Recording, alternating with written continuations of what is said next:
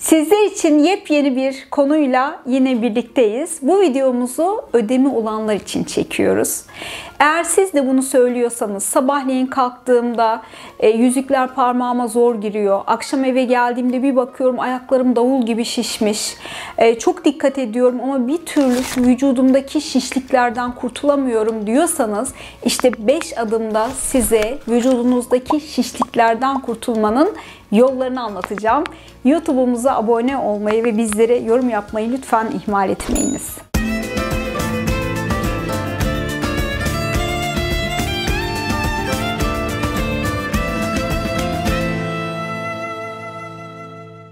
Bazılarımızın gerçekten vücudunda su birikimi oluyor, ödem oluyor, şişlik oluyor, şişkinlik oluyor. Ödem ne demek diye baktığımızda hücreler arasında su birikimine biz ödem diyoruz.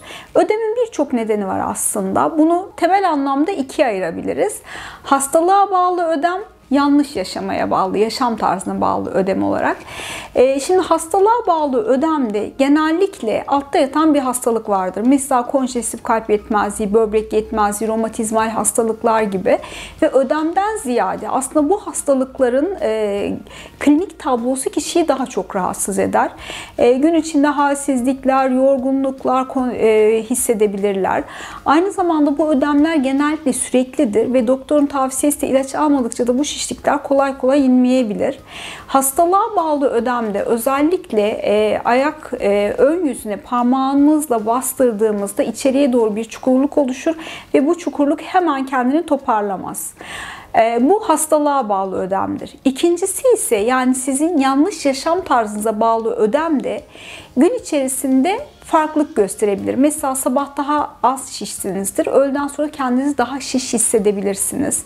Yediğiniz yiyeceklerle ödemin şekli değişebilir. Bazı yiyecekleri yediğinizde daha şiş hissedersiniz. Bazı yiyeceklerde daha inik hissedebilirsiniz kendinizi. Yine gün içinde fazla ayakta kalmaya ya da fazla oturmaya bağlı olan bu şekilde ödemler olabilir. Ve hani kronik hastalığın belirtileri bu yanlış yaşam tarzına bağlı olan ödemde çok sık görülmez. Yani nefes darlığı gibi ya da halsizlik, yorgunluk gibi ve bu ödem sürekli bir ödem değildir. Gün içinde değişebilir. İşte siz kendinize bir bakın bakalım. Sizinki gün içinde değişip değişmeyen bir ödem mi? Ödemle birlikte başka şikayetleriniz var mı? Öncelikle bunları bir farkında olmak gerekiyor. Şimdi bu videoyu biz bir hastalığı olmayan, günlük yaşamda kilo problemi olan, kilo vermeye çalışan ama bu ödemler böyle vücuduna yapışıp kalan bir türlü kilo veremeyen izleyicilerimiz için çekiyoruz. Eğer sizin de böyle bir sorunuz varsa, yani gün içerisinde kendinize öğleden sonra daha şiş hissediyorsanız, eve geldiğinizde çoraplarınızı çıkardığınız yerde çorap izin kaldığını görüyorsanız, bazen yüzükler parmağınıza zor giriyorsa, bakın bakalım nerelerde hata yapıyorsunuz. Peki biz bunları yaşadığımızda ne yapmalıyız? 1. Mutlaka su içiminizi arttırın. Kilo başına yaklaşık 30 mililitre su içmeniz lazım. Yani siz eğer 50 kiloysanız minimum 1500 mililitre kadar vücudunuza su almanız gerekiyor. Eğer 80 kiloysanız da yaklaşık 2,5 litre kadar gün içerisinde minimum su içmeniz lazım. Eğer su içmezseniz vücut kendini toparlamak için ne yazık ki hücreler arası dokuda sıvı birikebiliyor. Bu da ödem şeklinde kendini gösterebiliyor. Demek ki ne yapıyormuşuz? Susuzluk ödemin en büyük nedenlerinden bir tanesidir. Aman ha aman günde 30 mililitre kilo başına mutlaka su içmeye özen gösterin. İkincisi, tuzlu yiyecekler en büyük ödem nedenidir. Hangi yiyeceklerde tuz var diye baktığımızda ya da birçoğunuz şunu söylüyorsunuzdur. Aman doktorcuğum biz hiç sofrada tuzluk koymuyoruz. Yemeklerimize de tuz atmıyoruz. Ama gizli tuz kaynakları konusunda farkındalığınız nasıl, bunları bir gözden geçirelim. Biz mesela kahvaltıyı seven bir toplumuz. Her kahvaltıda peynir, zeytin, ekmek yeriz değil mi? Hele hele bu peynirler, ezine peyniri, beyaz peynir gibi tuzlu bir peynirse günlük tuz tüketimimizin neredeyse büyük bir çoğunluğunu sırf peynir yiyerek vücudumuza alıyoruz. Bugün Dünya Sağlık Örgütü günlük 5 gramdan fazla tuz tüketmeyin diyor. Yapılan araştırmalar bizim ülkemizde ortalama kişi başı 18 gram kadar tuz tükettiğimizi görüyoruz. Tuz bir numaralı ödem nedenidir ve gizli tuz kaynakları peynirler, zeytinler, salamura yapraklar, turşular, şalgam suları, tuzlu bisküviler, cipsler, çerezler, işte bunlara karşı farkında olmamız gerekiyormuş. Demek ki ne yapıyormuşuz? Tuzu azaltmamız gerekiyor. Yine çay ve kahve kafein içerdiği için, vücuttan diüretik etkili fazla suya attığı için bu da ikincil bir susuzluk nedeni olarak kişinin su ihtiyacını artırabiliyor ve bu da ödem şeklinde karşımıza gelebiliyor. Dolaşımı hızlandırmak çok önemli. Dolaşımı hızlandırmanın en etkili yolu da hareketi arttırmanızdan geçiyor. İşleyen demir ışıldar demiş atalar. Akan nehirler pas tutmaz, kir tutmaz. Eğer sürekli oturuyorsanız vücudunuzdaki kanı göllendiriyorsunuz demektir. Bu da devir daim yapamadığı için hücreler arasındaki boşluğa çıkarak ödem durumuna yol açabilir. Aman aman siz olun.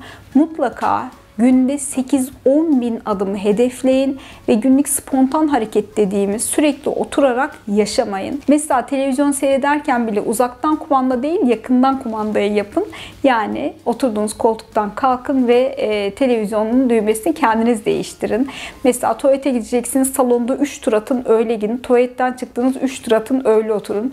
Attığınız her bir adımı metabolizma çalıştırıcısı olarak düşünün ve ödem sökücü bir numaralı aktivitelerden bir tanesi de günlük hareketinizi arttırmak oluyor.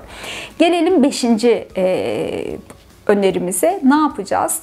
Bu önerimizde de şunu yapacaksınız. Vücuttan su atımını arttıran yeşil yapraklı sebzeleri günlük yaşamınızda daha ön planda tutacaksınız. Böyle ödem deyince eminim herkesin aklına maydanoz geliyor. Biz buna diyeceğiz ki maydanoz, roka, terenane, marul, yeşil yapraklı sebzeler, ıspanaklar, lahanagiller, brokoli, karnabahar, lahana, pazı gibi sebzeleri ön planda tutacaksınız. Bunlar vücuttan su atıcı etkisi var. Demek ki neymiş? Ödem deyip geçmiyoruz. Önlemimizi alıyoruz. Bir, hareketimizi arttırıyoruz.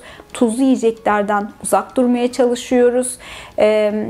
Kafein gibi vücuttan su atan içeceklere karşı dikkatli oluyoruz. Mutlaka günlük kilo başına yaklaşık 30 mililitre kadar su içmeye çalışıyoruz.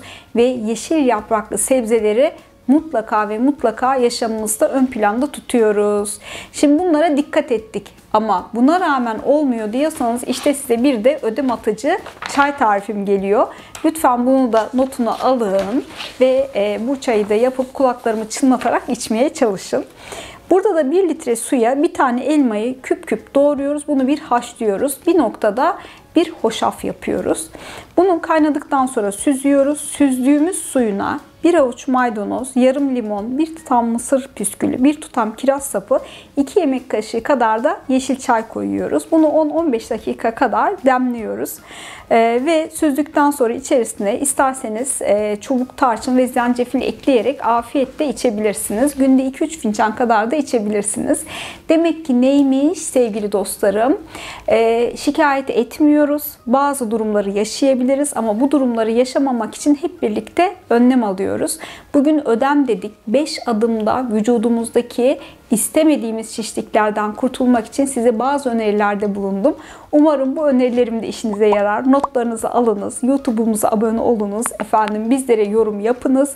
Ve biz de sizler için videolar çekmeye devam edelim. Paylaşmalara hiç doyamayalım her zaman olduğu gibi. Bugünlük de bizden bu kadar olsun. Yeni videolarda tekrar buluşmak üzere.